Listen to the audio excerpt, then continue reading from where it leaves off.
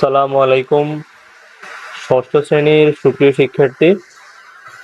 আজকে আমরা 12.7 এর 92 পেজের একটা সেন্টেন্সকে প্রেজেন্ট টেন্সে দেয়া আছে উইথ স্ট্রাকচার অনুযায়ী আমরা সেটাকে ফার্স্ট টেন্স এবং ফিউচার টেন্সে নিব।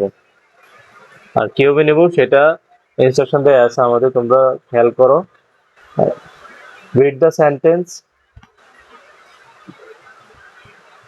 Read the sentences in the present tense and change them into the past and future. অর্থাৎ যে প্রেজেন্ট টেন্সের বাক্যগুলো দেওয়া আছে সেগুলোকে পড়ো এবং অতীতের কাল অথবা ফার্স্ট টেন্স এবং ফিউচার টেন্সে সেগুলোকে কি কনভার্ট করো, পরিবর্তন করো। তো আমাদের প্রথম যে সেন্টেন্সটা আছে সেটা হচ্ছে today I read an Ejei, সেটাকে আমরা ইসেই বলি। ইসেই চলবে, জাস্ট অনুচ্ছেদ বোঝালেই হলো। অন দা সুন্দরবনস, এটাকে আমরা ছোট রচনা বলি বা প্যারাগ্রাফ মানে অনুচ্ছেদ। তাহলে আজকে আমি সুন্দরবন সম্পর্কে সুন্দরবনের উপরে একটি রচনা পড়েছি বা অনুচ্ছেদ পড়েছি। দেখো এখানে ইনস্ট্রাকশন দেয়া আছে প্রেজেন্ট টেন্স কিভাবে লিখতে হবে। এই টেন্স গুলা present tense subject plus V1, মানে ভার্বটা নিয়ে কথা। এখানে V1 ভার্বের present form, V2 first form, আবার V1 এটাও প্রেজেন্ট ফর্মে রাখতে হবে। ঠিক আছে, তো এই স্ট্রাকচার অনুযায়ী আমরা লিখি। তো এখানে টুডে আই, জাস্ট আমরা যেহেতু ভার্বকে V2 করতে হবে, রিড আমরা যদি V2 করে এটা রেডি হয়, ফার্স্ট পার্টিসিপল করলেও রিড হবে, ভবিষ্যতে দিলে উইল রিড হবে, কিন্তু এটার অন্য কোনো ফরমেশন নাই। সো আমরা এই জন্য এটার আগে হ্যাড বসে দিছি। Today I had read and essay on Sundarban.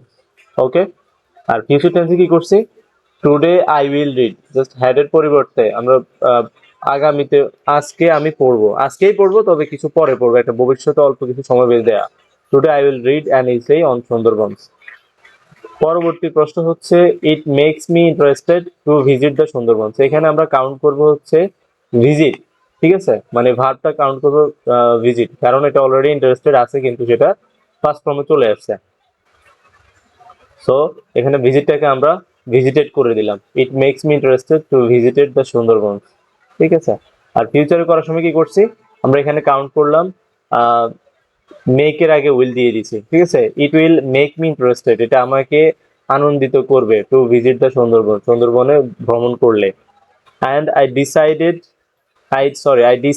এখানে আছে কি decide, and I decide to visit it next month. সে সিদ্ধান্ত নিল যে এটা আগামী মাসে বা পরবর্তী মাসে সে এটা ভ্রমণ করবে, সুন্দরবনটা ভ্রমণ করবে।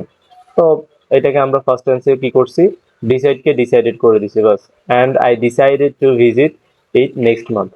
এবং এটাকে আমরা যখন ফিউচারে নিয়েছি তখন আমরা and I will decide to visit in next month. I will, just উইলটা বসেছি মেন ভার্বের আগে, কারণ আমাদের এখানে শ্যাল বা উইল প্লাস V1 রাখতে বলছে, আমরা ডিসাইডেড করতে পারবো না। So and I will decide to visit in next month. পরবর্তীতে আমাদের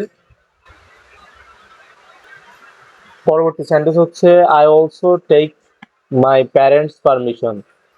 আমার বাবা মায়ের বা পিতা মাতার অনুমতিও নিতে হবে। আই অলসো নিব। সো এখানে টেক আছে, আমরা মেইন ভার্বকে V2 করব, তাহলে আই অলসো হ্যাভ টেকেন। ঠিক আছে, হ্যাভ টেকেন কেন দিলাম, আই অলসো টেকেন দেওয়ার আগে আমরা এটাকে যদি ফার্স্ট পারফেক্টে রাখছি। ঠিক আছে, I also have taken my parents permission. দেখেন কিন্তু প্যারেন্টসটা পজিটিভ করা আছে, বাবা মায়ের, বাবা মা বলা যাবে না, বাবা মারা বলা যাবে না, এটাকে প্যারেন্টস বলতে হবে। অ্যাপোস্ট্রফি এস থাকলে আমরা জানি পজিটিভ করে। সো এটাকে ফিউচার করার সময় I shall also take my parents permission, just এখানে শ্যাল বসছে, আর বাকি কিছুই চেঞ্জ করা যাবে না, কারণ এখানে ভার্বকে V1 এ রাখতে হবে। ঠিক আছে, তো আমাদের পরবর্তী সেন্টেন্স এবং লাস্ট সেন্টেন্স হচ্ছে আই এম ভেরি হ্যাপি নাও। আমি এখন খুব খুশি বা সুখী আছি।